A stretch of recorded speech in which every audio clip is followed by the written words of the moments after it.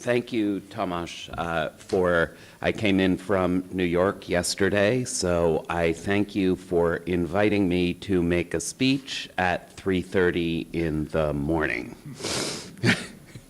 But I seriously thank you, because what the issues that you've taken on here in this conference, as you consistently do, the issues that you've taken on here are the central issues and the central challenges in the industry, as you always do. It's remarkable. I think the folks here are in for a treat in the next day and a half. So, as always, thank you for inviting me to be a participant here.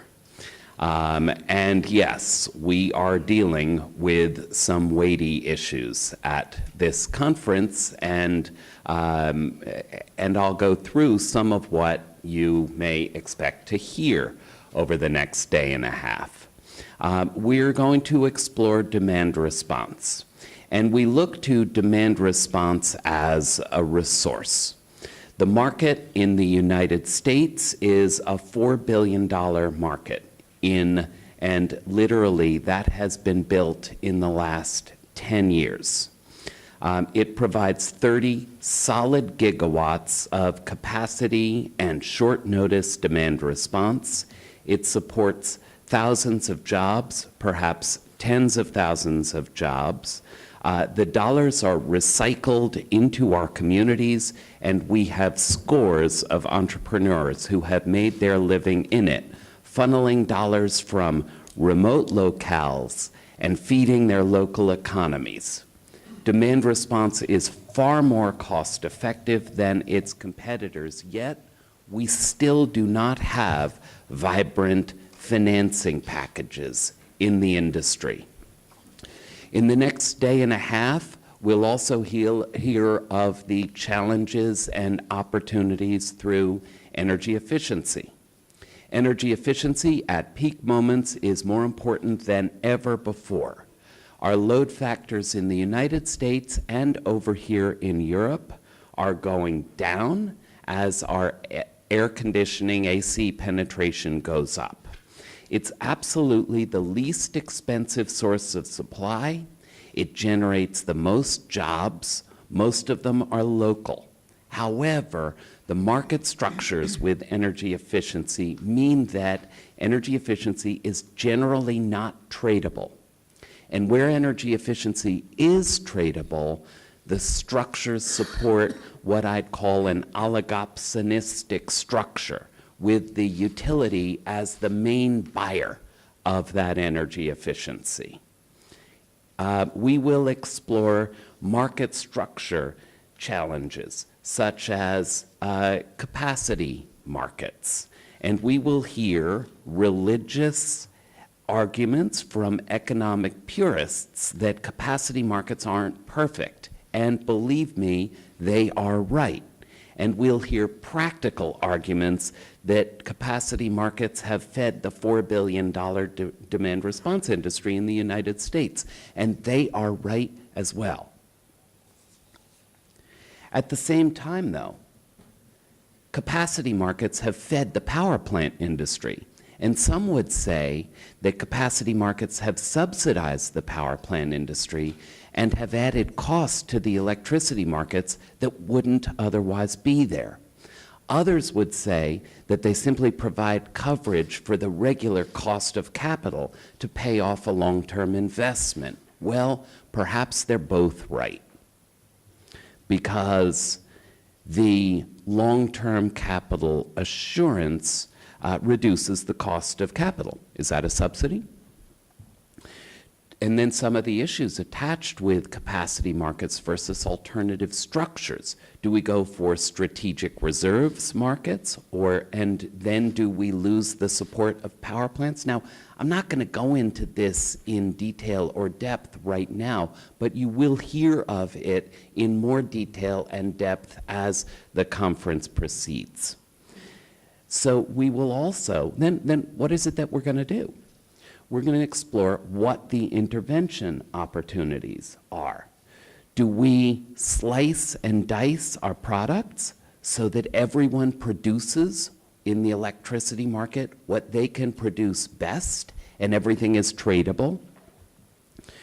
Do we build interventions such that there's equal access to resources, not oligopoly preference? For example, what's the relationship between balancing responsible parties and balanced service providers?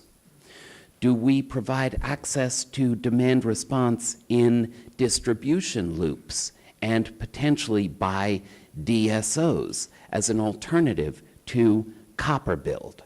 We will explore the politics of the capacity markets versus, of course, the strategic reserves markets. Capacity markets being a purchase of 120% of resources, strategic reserves markets being a purchase of 20% of resources.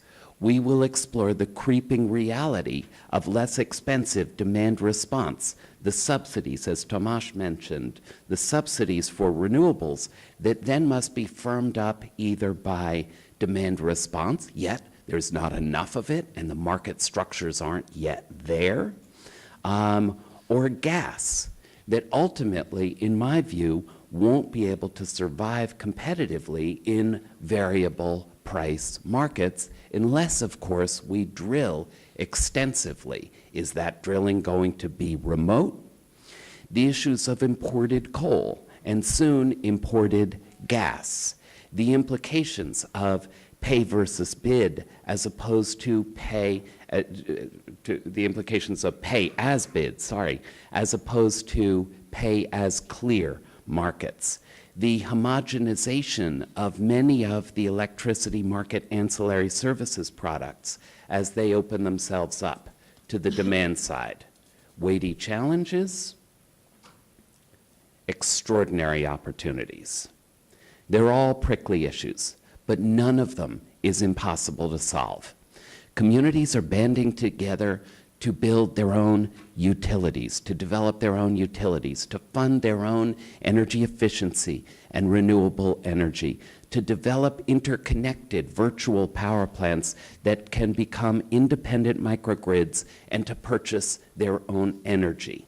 The fungibility issues are being solved by creative free markets as well as by regulatorily supported initiatives such as senior liens on energy efficiency loans that are connected to the property and by on-bill repayment schemes. We've got white certificate and tradable permanent demand reduction certificate markets that are driving financing in energy efficiency by separating the resource from the facility owner, renter. Further, not just technically and not just with respect to market structures, none of these issues is insurmountable from a political perspective. Energy efficiency drives jobs, as does demand response. Demand response and microgrids enhance reliability and advantage utilities from both a cost perspective and a long-term capital needs perspective. Each of these initiatives, when they are detached from the facility in which they are installed, becomes a fantastic opportunity for private capital to invest billions, and by my estimate, roughly 500 billion euros, with low risk and off-balance sheet structures. If it has no clearly nefarious motivation, private investment from abroad is usually quite popular. Each of these changes holds the potential to create trade surpluses with lagging nations, and as well, fossil fuel plants send most of their profits to less popular constituencies overseas and in the Middle East and in Russia. So the country that makes the needed changes, in my view, will be the envy of not just Europe, but of the world. It will have high-quality jobs, it will have low-cost private investment, local development, and trade surpluses. So, It is our choice to build our markets such that they reward actors who provide social benefit. That, in my view, is future-proofing our markets. It's not terribly difficult to do, and the economic and social rewards will be absolutely superb. Thank you, and let's have a great conference.